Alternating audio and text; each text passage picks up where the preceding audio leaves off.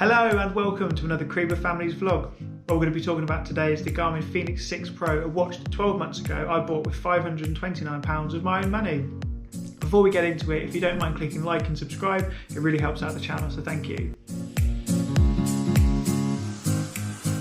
So like I said, I've had this watch for nearly a year now, and there's things that I've liked and there's things that I've disliked about it. So if we start talking about the likes,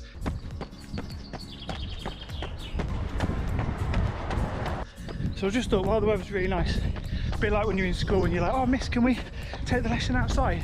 This is a bit like that. We're going to go outside for a little bit, just talk about navigation. And navigation, I think, is probably the single biggest thing that drew me to this watch. I know sort of Samsungs and Apple Watches can do the same, but it's just unrivaled for Garmin. The Garmin version is just so good. Bright colour maps, and it will kind of talk you along the route that you've selected. You can download someone's route. If you've seen someone on Strava that's gone, oh, that's a cool route, and just download that into your watch, and it'll follow the route along for you. It will kind of break it down. So for hills, if you've got say 3 hills, and he'll sort of say, oh, you're hill 1 of 3 and you've got, I don't know, 350 metres to get to the top. He breaks it down into manageable chunks rather than one long route, and I've really enjoyed that. If you go wrong, it directs you back on, and I've never had a problem. And I've run pretty much half my runs have been on trails, and now I feel like I know everywhere around here. I've run town to town, village to village. It's just been amazing. And yeah, if you're looking for navigation, you will not go far wrong with the Garmin Fenix 6 line. I think it's improved from the Garmin Fenix 5, but yeah, it's probably the single biggest thing about this watch. It enables me to just get out and about and try routes that I wouldn't normally or have the confidence to. So yeah, I've just loved it. The first thing I noticed is the watch is very, very rugged. It's really well built. It's using a metal casing. There is a sapphire screen version, which I didn't go for. I just I got a screen protector from Amazon, and that's worked out completely fine. But it's a very, very sturdy, well-made watch. So I think anyone that's looking for something that may be kind of doing more kind of hardcore trails than me, this is going to be a really good one, as opposed to some of the plastic casing watches. So one of the first things I've really enjoyed about the watch is the battery. Now, without getting into any specific details about how long the battery will last for, it will last for as long as you need it to, unless you're going out on some 100-mile race and you're going to be streaming Spotify from the watch. It will last, even then, if you're going to run 100 miles, it will last you, but you just have to be a bit sensible about what battery mode you're using. But yeah, the battery will last as long as you need it to. But you've got 5k, 10k and half marathon, and that's really where they've missed out on. If we click on the half marathon one, we can see that we're going to go between 12 and 26 weeks and between 3 and 5 workouts. So let's set up the plan. So we're just going through the terms and conditions. So how much do I run on average per week? Over 40k, and my average pace, I don't know, 5:15. Let's go next. Do I want to just complete, or do I want to run with a time goal? I want to run with a time goal. And my time goal is, it only goes down to 1:32, which for me would be about a 7-minute personal best. But let's go 1:45, that's interesting. Let's go 1:44 next. Who am I going to choose? Well, there's some introduction videos on each of these 3 people. I don't know, I think I went with Greg because I didn't have that long. His goes down to 12 weeks, so let's choose Greg. I only want to do 4 workouts a week. And I can't do Tuesdays, or I don't know. I can only do Tuesdays are a difficult one for me, and I tend to do my long run on a Sunday. So let's keep next. When is my race? Well, as far as it will let me go, let's say I'm going to do my race on Sunday the 8th of next. So these are all the details we've got that we've just entered. So we're going to create the plan. So we can see the confidence. So it's fairly confident that I'll be able to achieve that time. I bet it's going to start me off with a benchmark run. And then I'm going to have the schedule, and I can chop and change the days. I can add more runs, I can add less runs. If I don't do a run, it's no problem. But this is what I've got.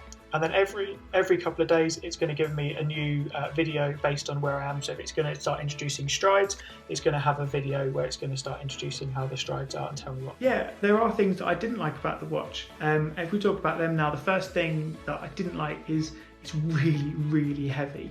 I had the Garmin Forerunner 235, and it was a really, really light watch, generally because it's made of plastic. The metal casing makes it very heavy. I think it's only about 85, maybe 90 grams. I've put the details down below.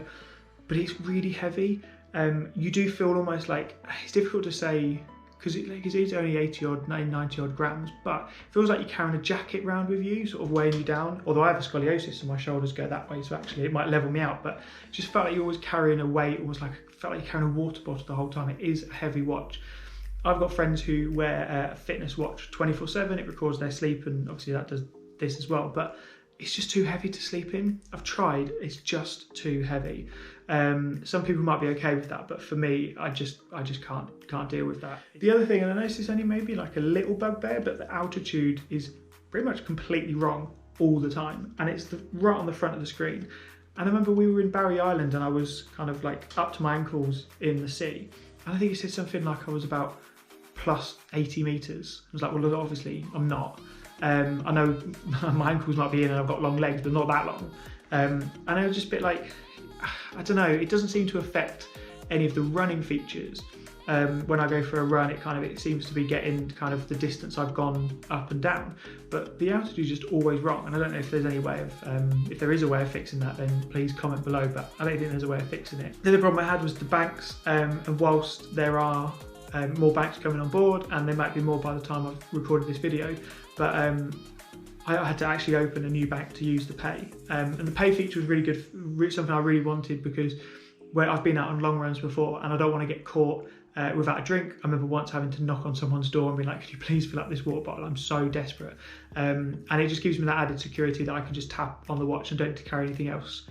Although now I have to carry a mask, but that's a whole different story. The last thing that I didn't really like about it, and this is the same on most of the Garmin watches, but the power supply, the charger, is just specific to this one device. So if you don't have a charger, or you lose your charger, or you leave it at work, you are knackered. And I don't know whether any other, it's not a charger I've had on any other Garmin watch. So if you get one, then buy a couple of spare ones from Amazon, because if you don't have it, it's just completely knackered. Whereas Kim has got one, she's got a Samsung one. She can charge it like by putting it on her phone, because it's wireless and you can just have, so it's completely universal. And I just wish maybe it was mini USB or USB-C or even wireless. I think that would just make life so much easier, because there have been times where I've gone, oh God, I've left my charger at work.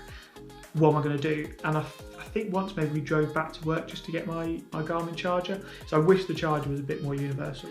So ultimately, 12 months on, there's been things I've liked, things I haven't liked. Ultimately, I love the watch. I think the only real complaint I've got is the weight. I just wish maybe I didn't need the metal casing, and I probably could have gone for maybe the 945, but the price difference, I thought I'd rather just go for the top end Fenix. But if you are looking for an all-day tracker, this wouldn't be it. I wouldn't have thought. I'd go for one of the plastic casing ones. 530 quid is a lot of money. I think that's pushing it. It's definitely not worth more than that. But if the price started with a 4, absolutely. And when I sold my 235, I put it on Facebook Marketplace for £100 at like 8:30 in the morning. By 20 to 9, I had £110 in my bank. So the watches sell. I think there was a Father's Day sale on this watch, it was like 50 quid off, and I put the 110 towards that watch, so it wasn't too bad of a deal. The straps are really easy to update. You've got loads of different colours, you can change them around to your heart's content.